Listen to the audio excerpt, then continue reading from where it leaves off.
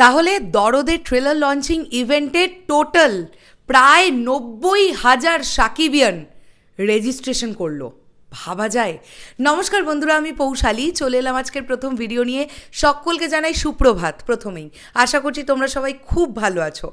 আমরা সবাই দিন গুনছি কবে দরদ রিলিজ পাবে। কেউ বলছেন দরদ রাজকুমারের আগে রিলিজ পাবে, কেউ বলছেন রাজকুমারের পরে রিলিজ পাবে, কেউ আবার বলছেন তুফানেরও পরে রিলিজ হবে দরদ।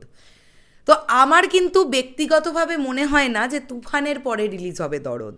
যদি তাই হতো তাহলে কখনোই ট্রেলার লঞ্চ ইভেন্টটা ফেব্রুয়ারি মাসে হতো না। আবারও একটা জিনিস আমার এটা মনে হচ্ছে, আমার মনে হওয়া থেকে আমি বলছি, একটা ছবির ট্রেলার চলে আসার কখনোই 4 মাস 5 মাস পরে গিয়ে সেই ছবি রিলিজ পায় না।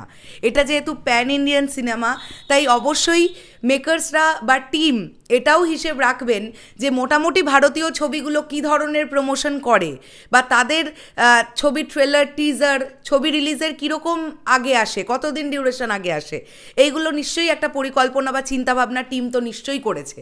তোমরা নিজেরাই বলো। আর যদি ধরো ফেব্রুয়ারি মাসে দরদের ট্রেলার লঞ্চ হলো, দরদের ট্রেলার আমরা দেখে ফেললাম, এবারে ধীরে ধীরে না হয় গান ইত্যাদি ইত্যাদিগুলো আসছে, কিন্তু সেটা কত মাস ধরে?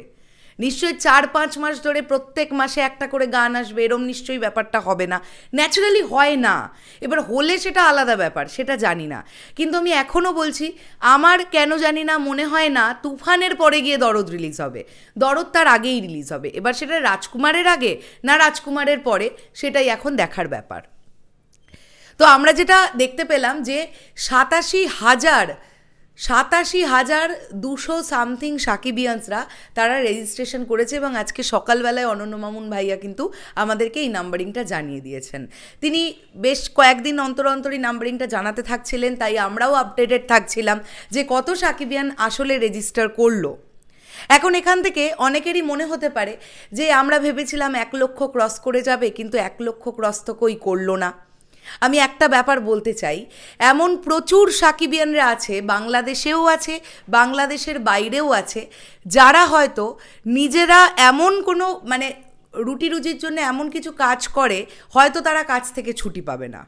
আমি এটা বাংলাদেশের সাকিবিয়ানদের কথাও কিন্তু বলছি, কেননা তারা তো জানে না এক্স্যাক্টলি কোন ডেটে দরদের ট্রেলারটা আসবে। সেটা কি আসলেও কোনো ছুটির দিন থাকবে? বাংলাদেশে আমি যতদূর জানি শুক্রবারটা হলিডে। সেটা কি শুক্রবার কোনো একটা শুক্রবার করা হবে, নাকি কোনো একটা সপ্তাহের মাঝখানের দিনে করা হবে, কাজে কর্মের দিনের মধ্যে করা হবে? তবে আমি চাইবো যে যেহেতু এটা বাংলাদেশে অনুষ্ঠিত হবে এই অনুষ্ঠানটা, অ্যাটলিস্ট শুক্রবার হলে কি হবে, মানুষের কাজকর্মগুলো ছুটি থাকবে, তারা সকলে যেতে পারবে, যারা রেজিস্ট্রেশনটা করেছে তারা যেতে পারবে।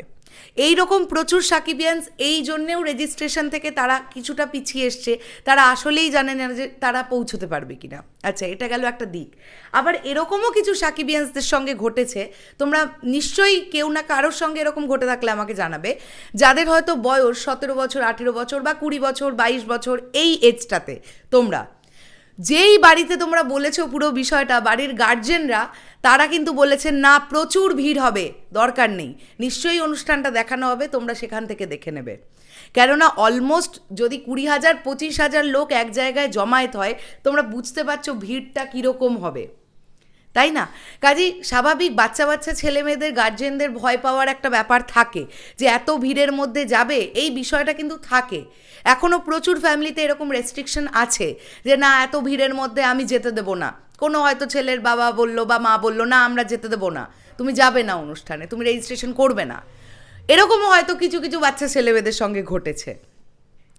তো সব মিলিয়ে অ্যাটলিস্ট 90,000 জন সাকিবিয়ান রেজিস্ট্রেশন করেছে। এটা বিরাট বড় ব্যাপার, বিরাট বড় ব্যাপার। এইবার ব্যাপারটা হচ্ছে, এইখান থেকে তো 20-25 হাজার সাকিবিয়ান এই অনুষ্ঠানটাতে ঢুকতে পারবে, তাদের জন্যে অনুষ্ঠানটা সামনে থেকে দেখার জন্য সুযোগ থাকবে।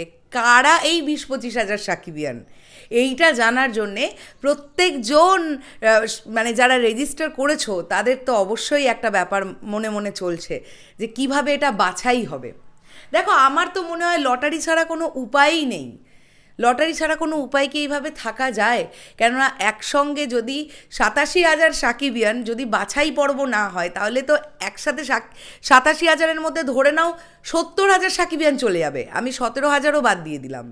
70,000 চলে গেলে কোথায় কোথায় সেই অনুষ্ঠান কিভাবে? তো বিশৃঙ্খলা পরিবেশ সৃষ্টি হয়ে যাবে এত হাজার মানুষ একসঙ্গে হলে। কাজেই দেখা যাক সেখান থেকে বাছাই পর্বটা কিভাবে হয়। তবে আমার মনে হয় লটারি সিস্টেমই হবে, এটা ছাড়া তো এইভাবে বাছাই পর্ব আর কি কিছু মাথায় আসছে না। তবে আবারও বলছি আমি, দরদ কিন্তু আমার মনে হয় না তুফানের পরে আসবে, এত দেরি হয়তো দরদ করবে না। কেননা দরদ কিন্তু সাকিব ভাইয়ার ডাবিং পোর্শন হয়ে গেলেই ছবিটা একদম কমপ্লিট হয়ে যাবে মনে হচ্ছে যেটা, কারণ বাকি আর্টিস্টদের কিন্তু ডাবিং মোটামুটি কমপ্লিট হয়ে গেছে।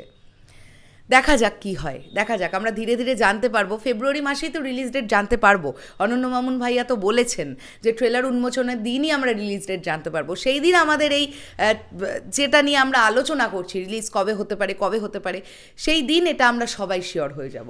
তবে বলো সাকিবিয়ানরা, তোমাদের কি মনে হচ্ছে দরদ কবে রিলিজ হবে? দরদ কি রাজকুমারের আগে রিলিজ হবে, রাজকুমার আর তুফানের মাঝখানে রিলিজ হবে, নাকি তুফানেরও পরে গিয়ে রিলিজ হবে? কোনটা মনে হচ্ছে সেটা কমেন্ট করে জানাও। আসছি আবার খুব শিগগিরই নতুন কোনো ভিডিও নিয়ে। তাহলে এখনের জন্যে টাটা।